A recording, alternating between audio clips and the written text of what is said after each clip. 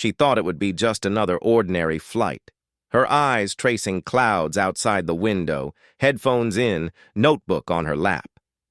Maya was quiet, blending into the hum of the cabin, invisible to most. But ordinary doesn't last forever. And then it happened. The pilot slumped over, the intercom crackling with a desperate, choking, "Mayday!" In that instant, the calm she had relied on shattered. Fear wasn't just about the plane. It was about every judgment, every silent doubt, every moment she had been underestimated because of the color of her skin. Could anyone truly help? Or would the world finally reveal the cruelty she had learned to expect all her life? The morning had started bright, deceptively calm.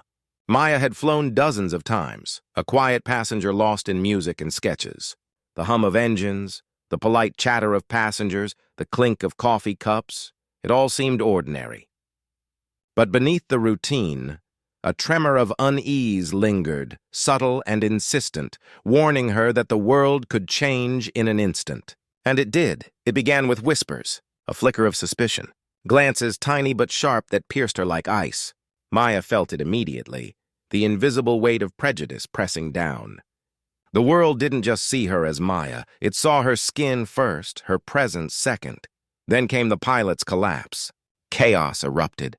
Seats rattled, oxygen masks dropped, and screams filled the cabin. Maya's heart pounded.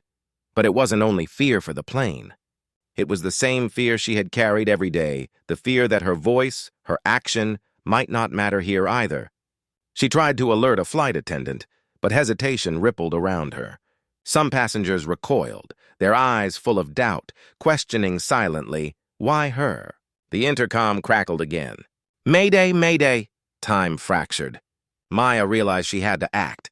Trembling, she reached for the emergency radio, and then she froze. A man nearby shot her a look that stopped her cold, not at the emergency, but at her.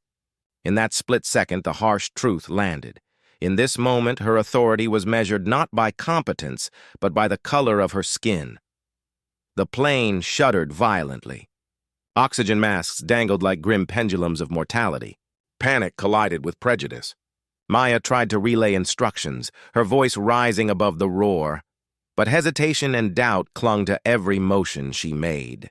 Could she rise above the invisible barriers?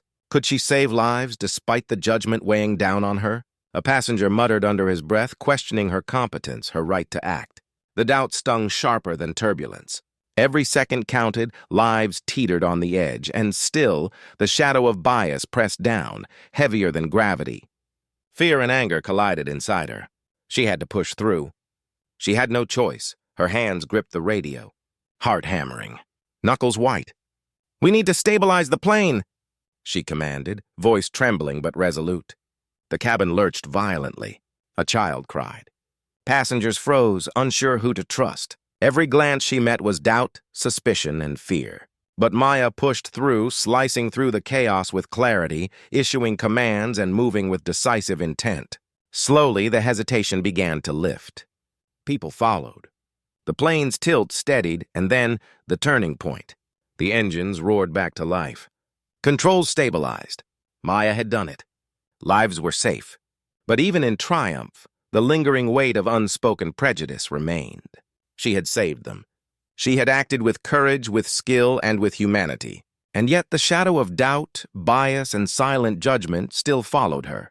The plane touched down. Tires screeched. Hearts pounded. Maya slumped in her seat, not from the turbulence she had survived, but from the realization of what she had endured. She had faced not just an emergency, but also the invisible walls of distrust that had shadowed her every action. Her heroism had been unquestionable, but so had the bias that threatened to overshadow it.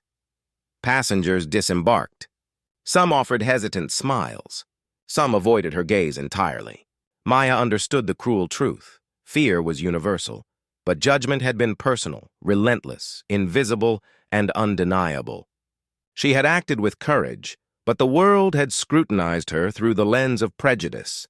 This wasn't just survival.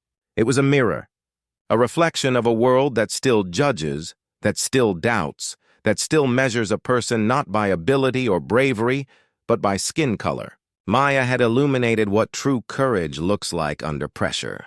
And in doing so, she exposed a truth as sharp as turbulence itself. Heroism alone cannot erase bias.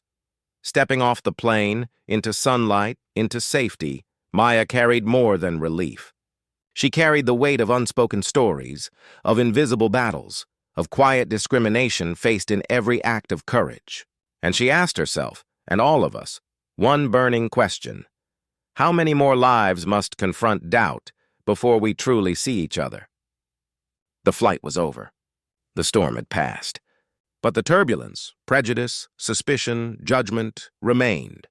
And in seeing Maya rise, we are challenged to confront it too. Because the real turbulence is never just in the sky.